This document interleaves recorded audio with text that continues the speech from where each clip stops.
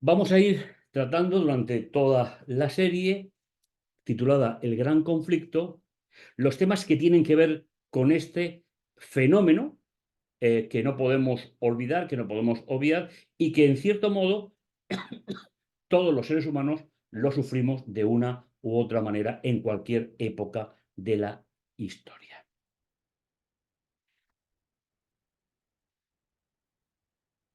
Me gustaría comenzar un tema que es un tanto filosófico, teológico, pero que está muy en boga últimamente dentro de los círculos de los estudiantes, de los estudiosos, y es lo que se llama teodicea.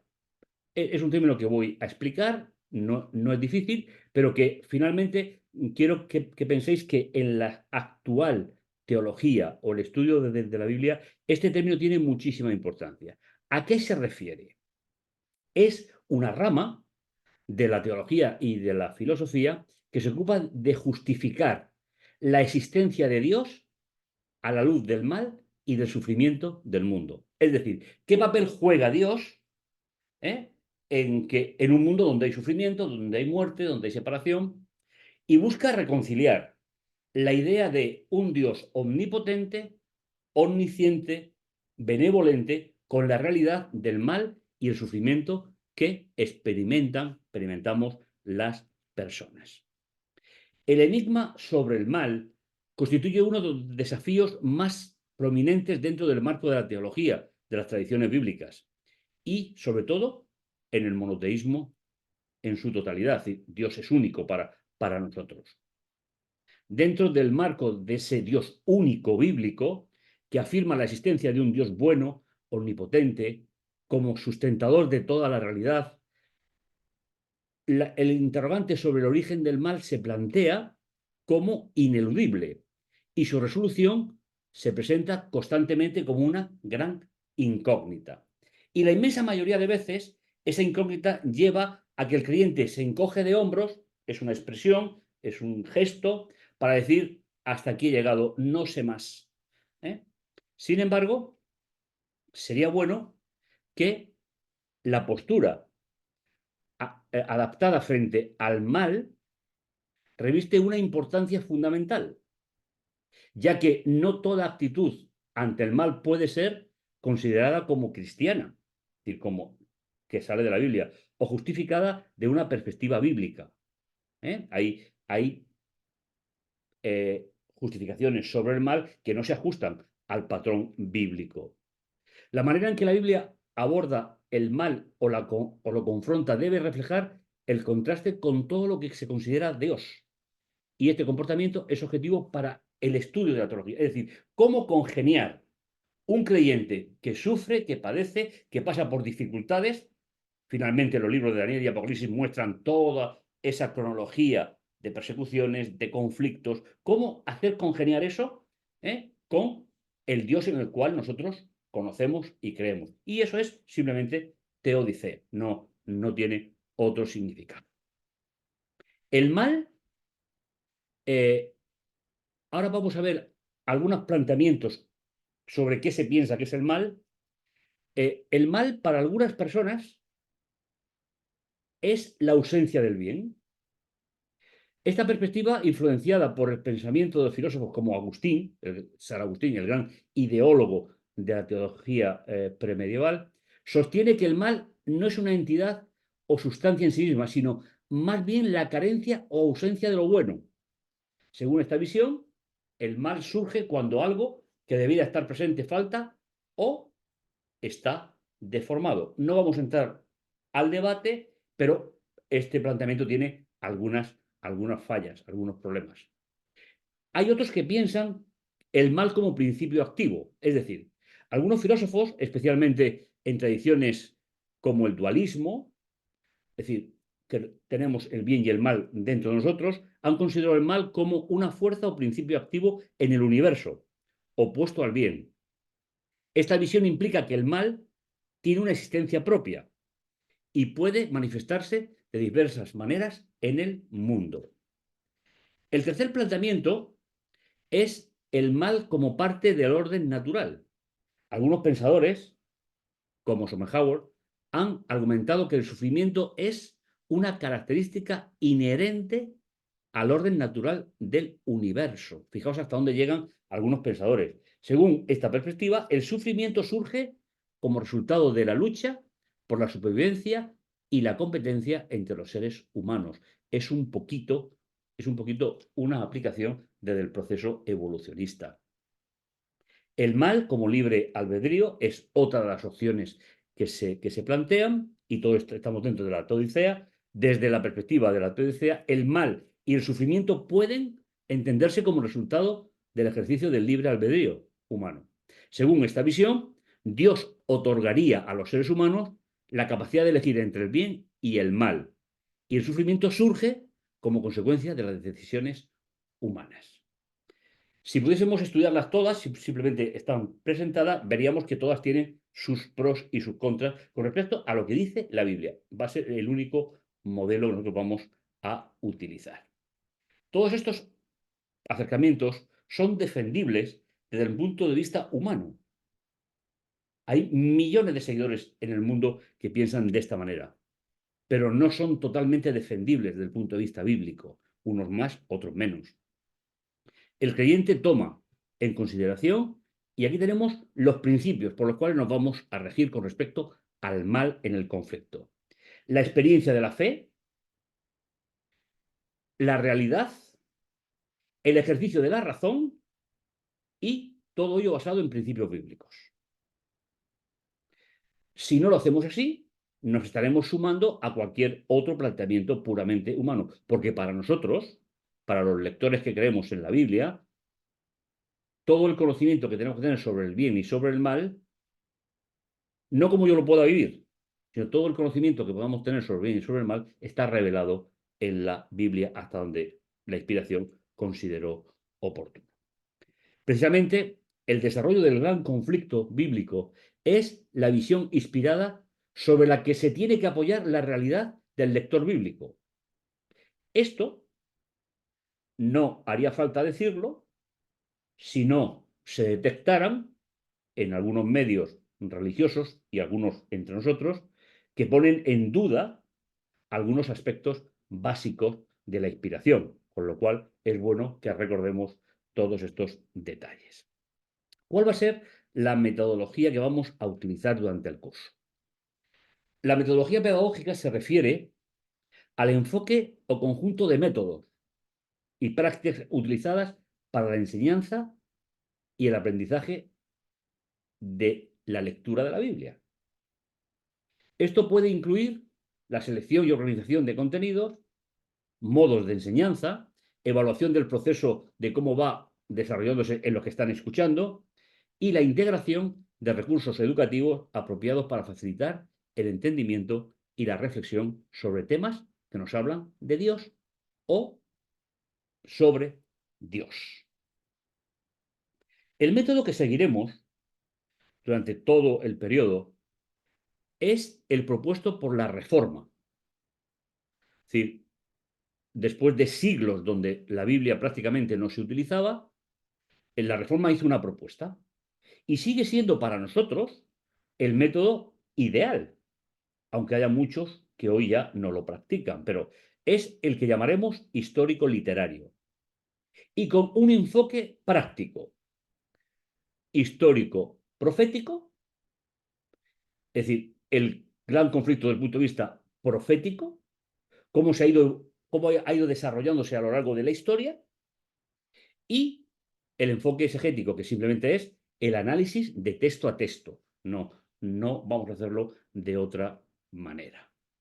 La reforma del siglo XVI, Calvino, Zwinglio, Lutero, rechazó el método que se había hecho desde el siglo III, del cual todavía hay de forma inconsciente algunos métodos de lectura de la Biblia que todavía conservamos.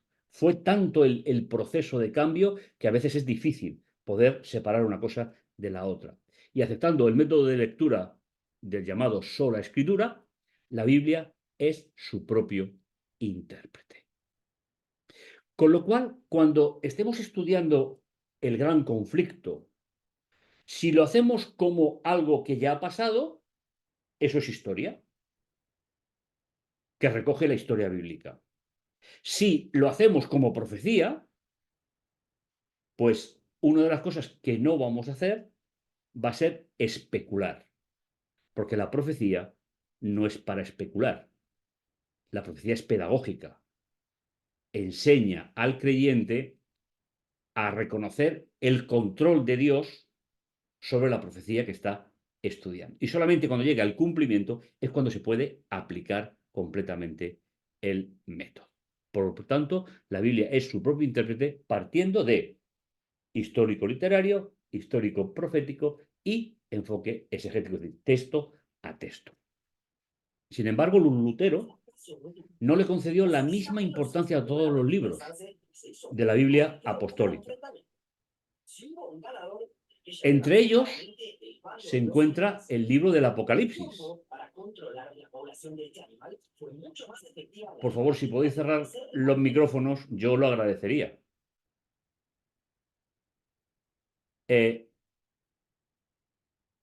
Lutero no le dio la misma importancia al libro del Apocalipsis que a otros libros, como por ejemplo Romanos o Gálatas.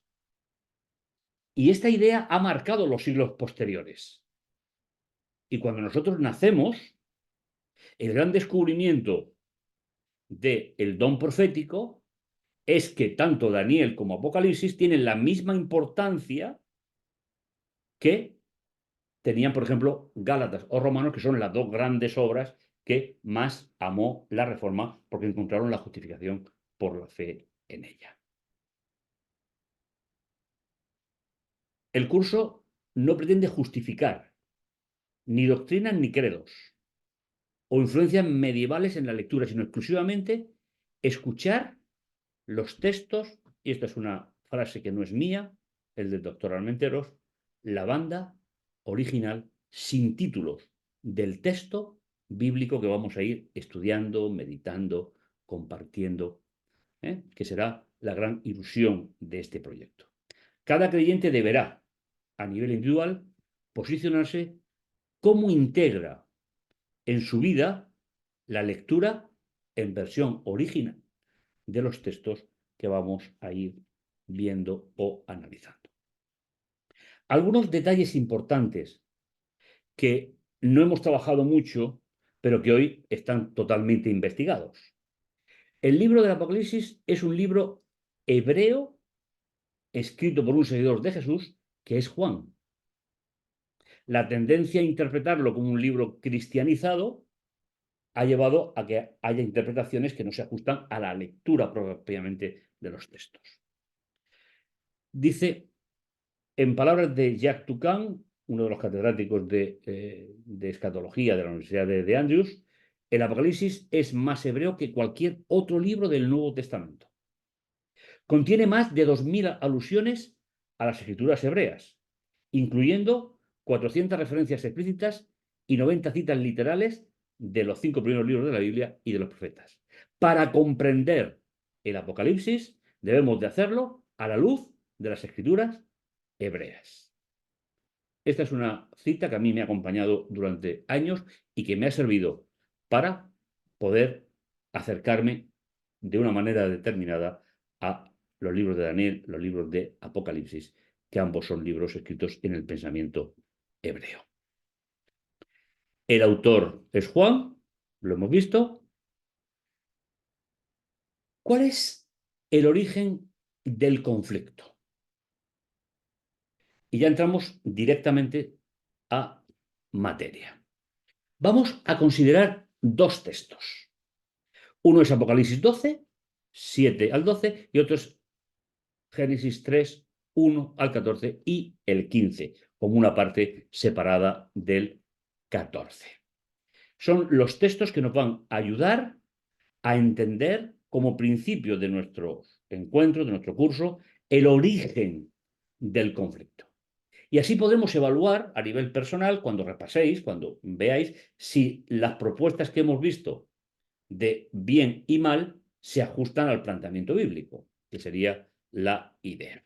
Fijaos, el capítulo 12 de Apocalipsis se divide en tres grandes partes, donde se va ampliando el conflicto a través de las tres divisiones.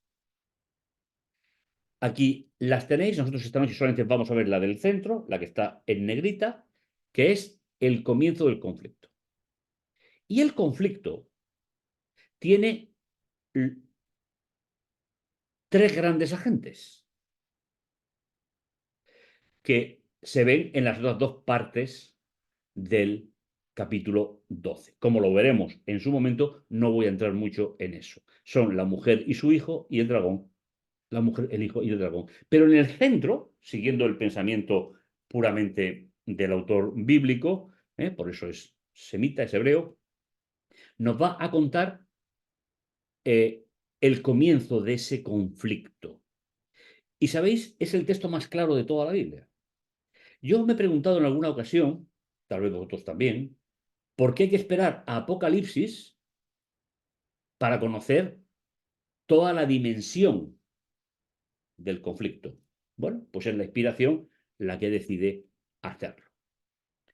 La estructura del centro, la 7-12 del capítulo 12, se mueve en diferentes aspectos, que son los que vamos a intentar consolidar, estructurar y ver. ¿Para qué? Para que sepamos que el comienzo del conflicto es extraterrestre, no se formó en la Tierra. Pero sí vamos a ver en el segundo texto cómo llegó a la Tierra. Y así tendremos planteado el origen de nuestro curso. Dice, entonces se entabló una batalla en el cielo, Miguel y sus ángeles combatieron con el dragón.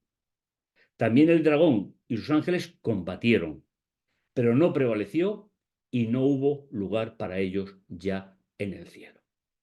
Esta sería la primera batalla a nivel histórico que está fuera del planeta y que en la Biblia no nos ha situado cuándo ocurrió esto. Pero nos ratifica que si no fuese por la inspiración no podríamos saber qué ha pasado. Es una batalla, es un enfrentamiento entre Miguel y sus ángeles y el dragón. Y hubo un momento en que ya no hubo lugar para ellos. El problema del mal, como nos dice este primer versículo, no es un problema solamente humano, es un dilema cósmico. Con lo cual, fijaos la dimensión que toma ¿eh? el, el problema. El Apocalipsis, curiosamente, y otro libro de la Biblia tampoco lo hacen con toda la claridad, no aporta ninguna razón o causa de la aparición. Podemos llegar a conclusiones, y posiblemente muchas estén cerca, pero la Biblia no dice cuáles fueron los motivos exactamente para, para ello. Miguel, para que veamos un poco los personajes, Miguel es utilizado como el gran príncipe divino, protector de los seguidores del pueblo de la alianza divina. Siempre que hay una escena dentro del conflicto que hay que defender al pueblo de Dios, es Miguel quien lo hace. Con lo cual, es una función de la segunda persona de la deidad, antes de la encarnación, que tiene el propósito de la defensa del pueblo de Dios. ¿Por qué? Porque es el que participa en el conflicto original. Según la tradición hebrea, ya encontramos este personaje en el libro de Daniel. Es el defensor de Dios. Su nombre quiere decir quién como Dios, quién es como Dios. Aquí tenéis el primer texto donde aparece Miguel defendiendo a Daniel, en este caso el representante del pueblo del exilio, pero Miguel, uno de los primeros príncipes, ha venido en mi ayuda y me he quedado allí junto a, estamos hablando en ese periodo, pero el final del libro de Daniel, en el capítulo 12, versículo 1, vuelve a aparecer Miguel otra vez. Es decir, la figura de Miguel no nace solo en el Apocalipsis, ya se utiliza en el libro de Daniel como en algún otro pequeño versículo de la segunda gran parte de la Biblia. En aquel tiempo surgirá Miguel, el gran príncipe que se ocupa de su pueblo. Fijaos que esa es la definición que más nos tiene que quedar de este nombre. No tanto entrar en la personalidad, no tanto entrar en cuáles son sus actuaciones que no han sido reveladas, sino que tengamos la idea que dentro del gran conflicto es Miguel el que se ocupa de su pueblo. En otras funciones habrá otras relaciones entre la deidad que creo que todos conocéis. Serán tiempos difíciles, pero termina diciendo, entonces se salvará tu pueblo en el tiempo en que vuelva Miguel. Es decir, el 12.1 de Daniel sería el final del proceso que nos narra Apocalipsis. Vuelvo de nuevo un poco al planteamiento, por si alguien no lo ha cogido mucho. Es verdad que hay que esperar al Apocalipsis para ver el origen con toda su dimensión, pero es cierto que las vivencias del pueblo de Dios a lo largo de toda la historia dan como real el conflicto. No va a sorprender a nadie. Fijaos, la segunda parte es un texto de un alto poder de persuasión. Comentaros que en la mentalidad hebrea el nombre no tiene el significado que tiene para nosotros. Nosotros ponemos nombres por cualquier motivo, es decir, pueden ser motivos familiares, relacionales, porque nos gusta. El último nombre que he oído que se le ha puesto a una persona fue porque aparece en una película, por ejemplo, me lo decían la semana pasada. Sin embargo, el otro contrincante tiene una serie de nombres que van a marcar todo el proyecto dentro, es decir, cuál va a ser su participación dentro del conflicto. Fijaos, 12.9. Dragón, serpiente antigua, diablo, Satanás, el seductor del mundo entero, fue arrojado a la tierra junto a sus ángeles. Es decir, si nosotros cogemos todos estos nombres que están marcando periodos y actuaciones dentro del conflicto, nos daremos cuenta de la importancia que tiene. Y ahí tenéis una pequeña definición del itinerario histórico destructivo del dragón. Figura mítica que personifica el mal, por eso se coge el dragón, por supuesto, en ambientes judeocristianos. En otras partes del mundo el dragón es todo lo contrario, por lo cual a veces la Biblia en esa parte tiene algún pequeño problema para ser entendida. Por ejemplo, en todo Oriente, donde incluso en algún país el dragón es un dios protector, por lo cual ahí hay que dar muchas más explicaciones. Pero bueno, en segundo lugar, el siguiente episodio de la trayectoria del dragón lo tenemos en la serpiente antigua, que es la etapa del Edén.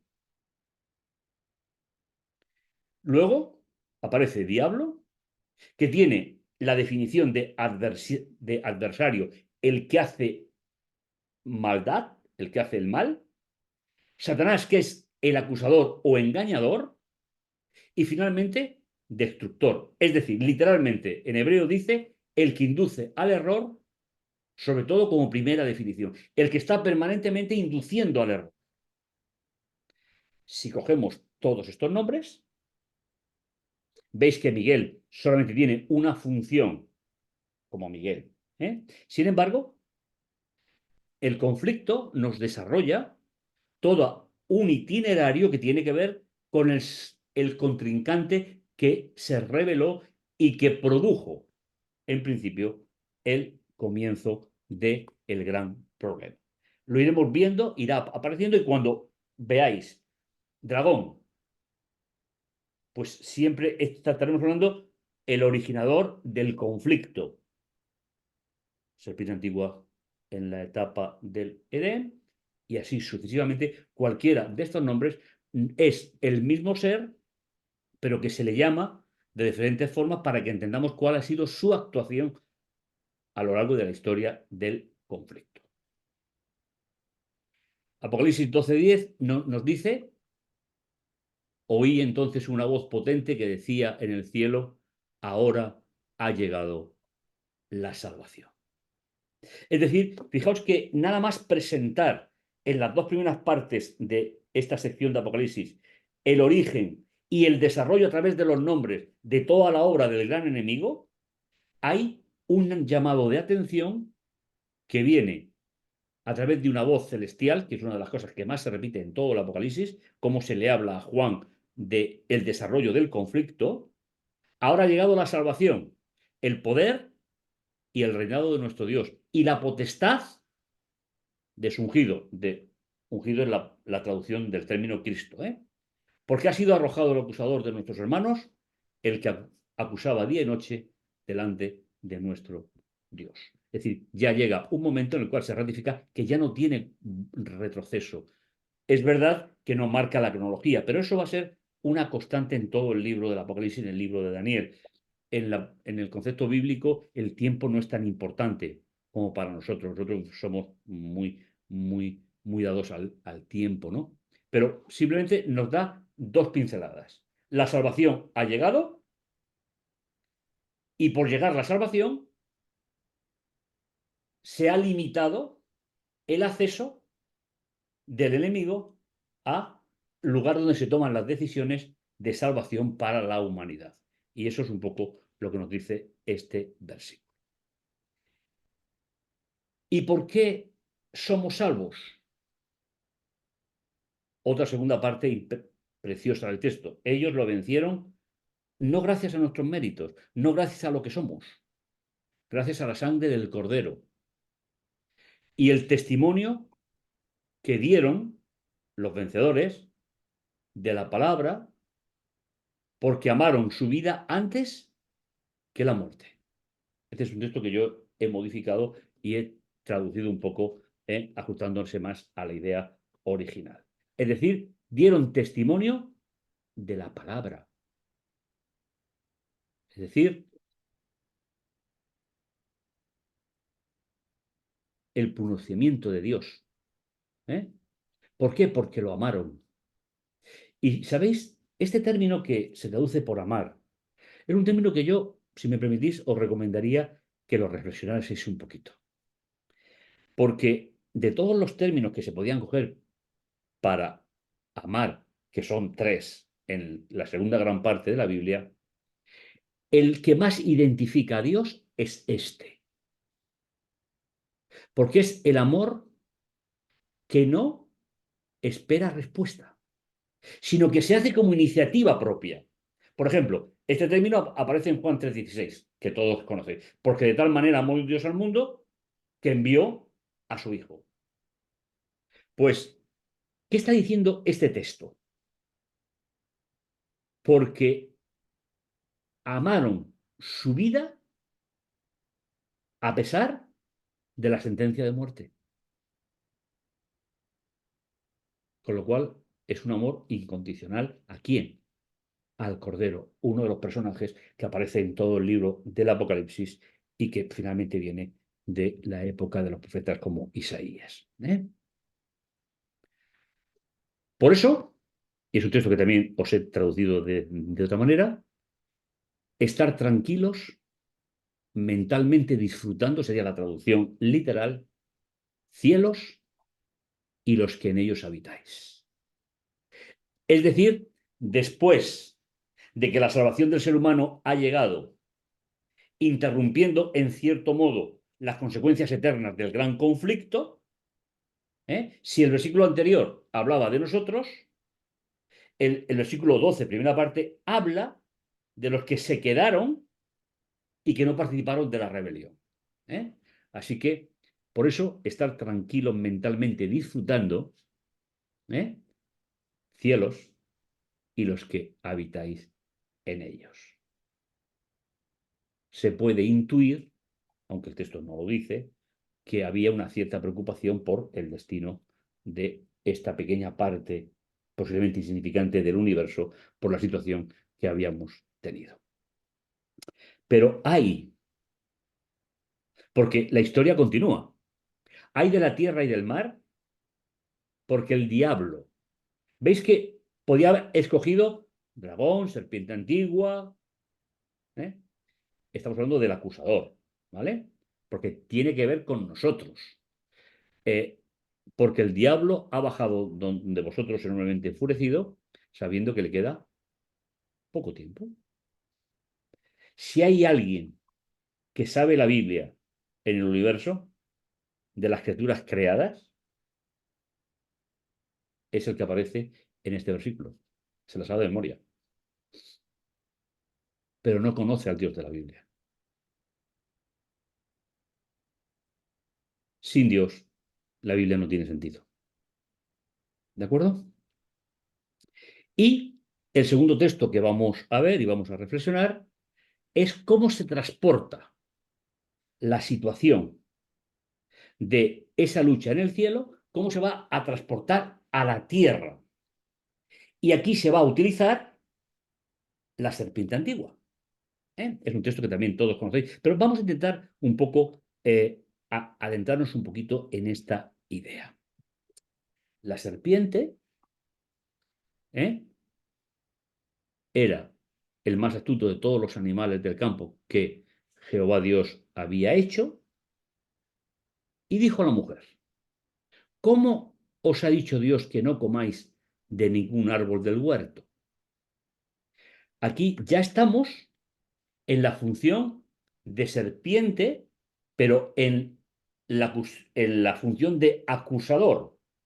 La combinación de los nombres va a ser muy corriente en todo el estudio, porque sí nos va dando matices que nos va a permitir ver cómo se desarrolla el conflicto. ¿Cómo es que Dios os ha dicho que no comáis de ningún árbol del huerto? Si leyésemos el capítulo 2 de Génesis, veríamos que esa pregunta no existe. Es una pregunta trampa. ¿Por qué? Pues simplemente porque está actuando ¿eh? para trasladar el conflicto del cielo a la tierra y que continúe el máximo tiempo que sea posible. Respondió la mujer: podemos comer del fruto del árbol del jardín, más del fruto del árbol que está en medio del huerto, ha dicho Dios, no comáis de él ni lo toquéis, so pena de muerte. El intento de introducir el conflicto en nuestro planeta tiene sus propios procesos, sobre todo, como vemos aquí, serpiente y acusador, son las definiciones de los nombres que van a actuar en este periodo del comienzo. ¿eh? Replicó la mujer, no moriréis. Y vamos a ir recalcando algunas ideas que son importantes para que podamos hacer después un resumen de lo que realmente se está proponiendo, que será el desarrollo de todo el conflicto. La serpiente, perdón,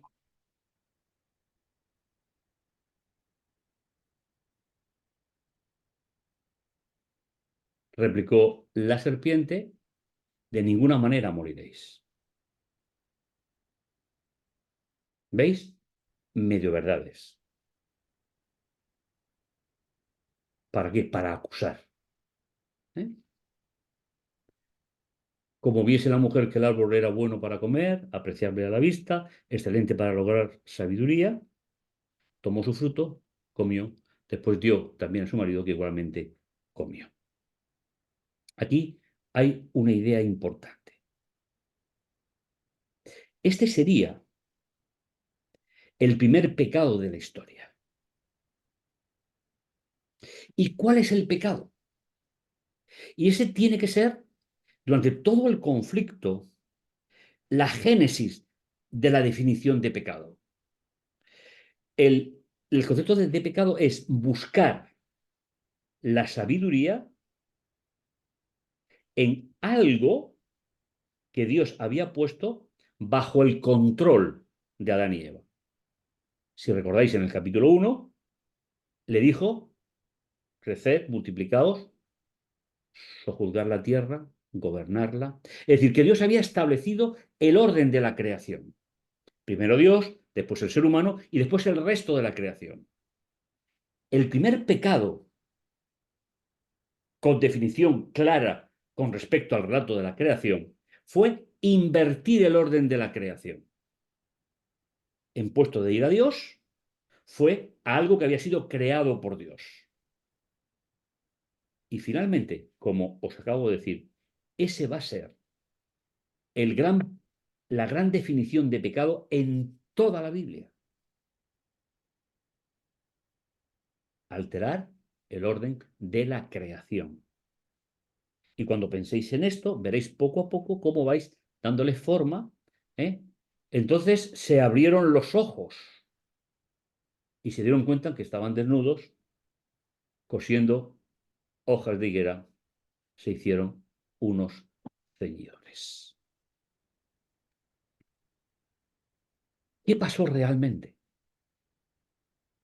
¿Cómo entró el conflicto por alterar el orden de la creación? ¿Cómo entró en el planeta? Pues fijaos, esa relación que Dios había establecido en el capítulo 1 y un poco más en el capítulo 2 de Génesis, donde estableció ese orden de prioridades para que todo funcionara bien. Fijaos cómo se afecta a partir de ese primer pecado. Dice, oyeron luego el ruido de los pasos de Dios que se pasaba por el jardín a la hora de la brisa, y el hombre y la mujer se ocultaron de la vista de Dios de entre los árboles del huerto. La primera relación que se rompe es relación ser humano con Dios. Este es el orden, ser humano con Dios. Yahvé llamó al ser humano y le dijo, traducción personal, ¿cómo ha podido ser? Se puede traducir así. Este contestó, te he oído andar por el jardín y tuve miedo. Y a partir de aquí, por eso he marcado el término miedo, el término miedo se convierte en la Biblia en un concepto existencial.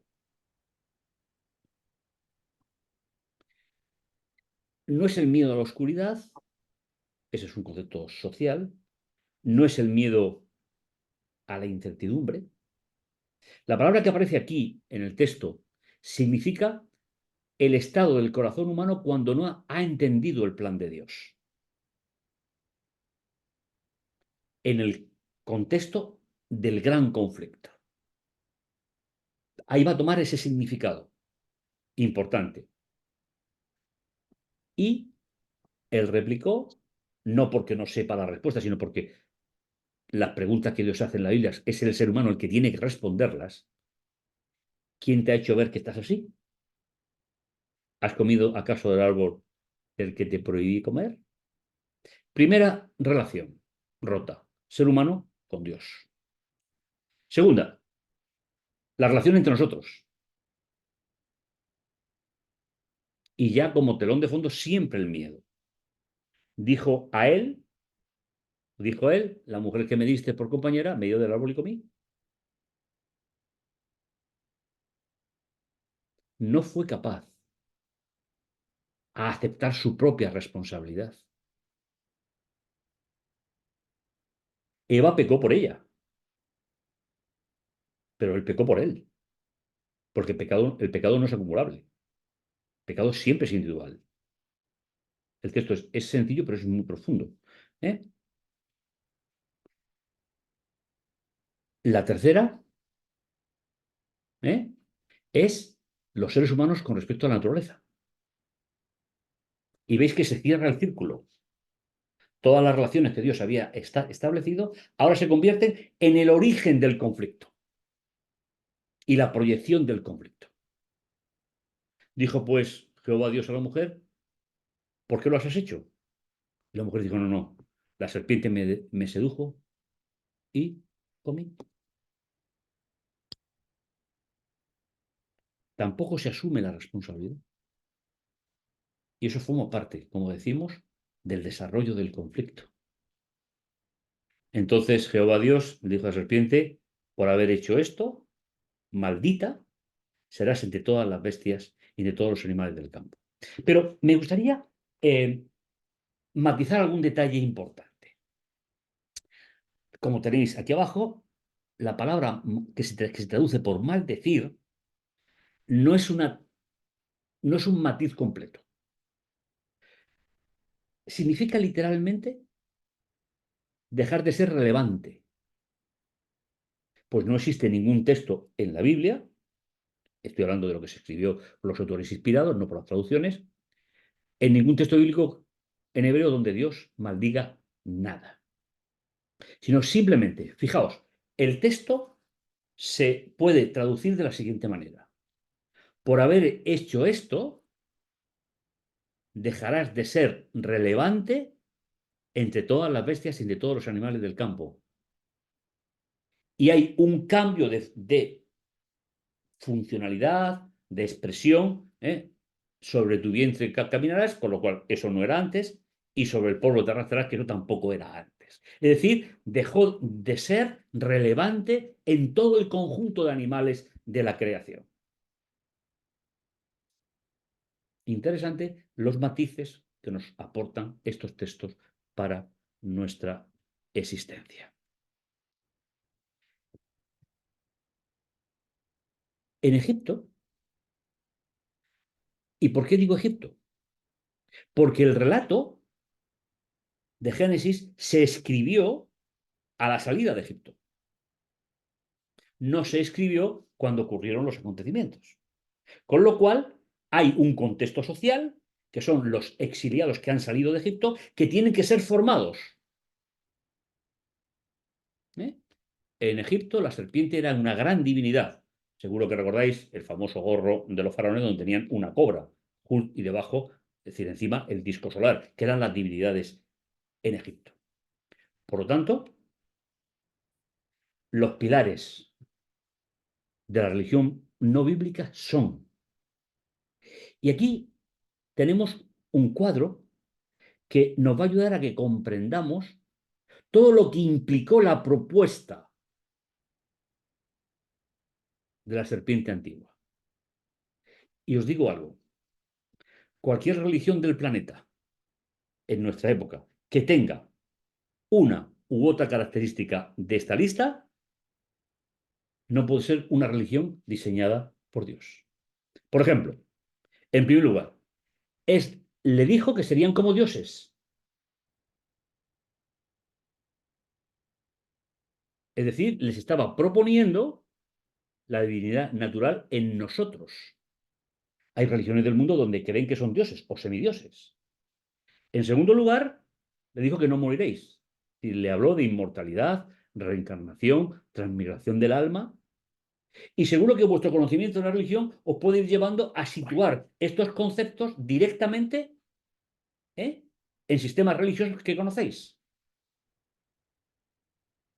En tercer lugar, ocultismo, esoterismo, espiritismo, es decir, vuestros ojos se abrirán.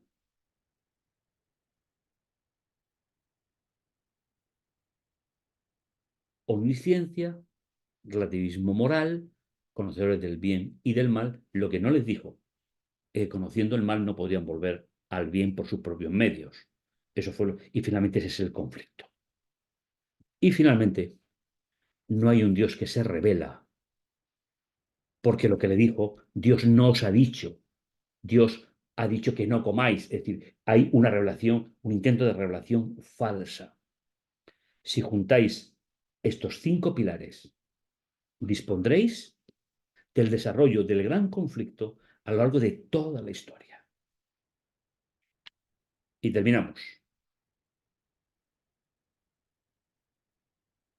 Pongo hostilidad, es decir, la gran profecía bíblica versus el gran conflicto.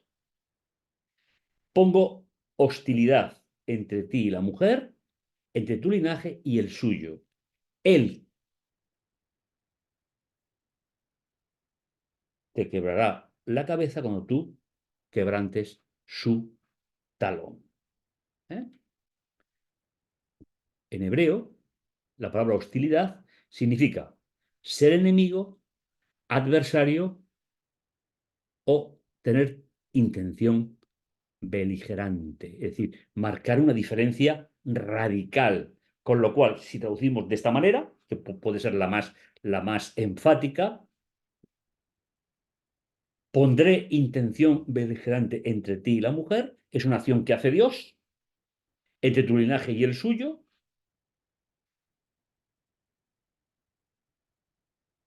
cuando se produzca todo el desarrollo del conflicto. La idea que el texto es que las muertes del hijo de la mujer y la serpiente son simultáneas porque emplean exactamente el mismo término, el mismo texto. ¿eh? Este es, este es el compromiso de Dios frente al gran conflicto.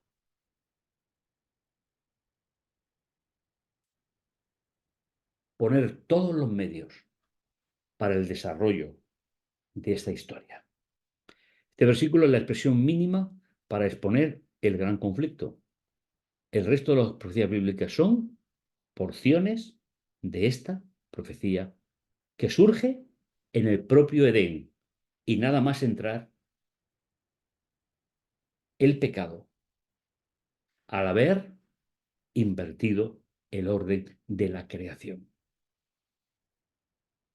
Todo el proyecto del conflicto tiene que ver con la restauración por parte de Dios a través de la enemistad permanente con el gran conflicto aplicado a la tierra y que finalmente habrá una resolución final que podemos vivir como experiencia personal o a través del descanso, según en el momento de la historia que nos toque vivir todavía en nuestra vida.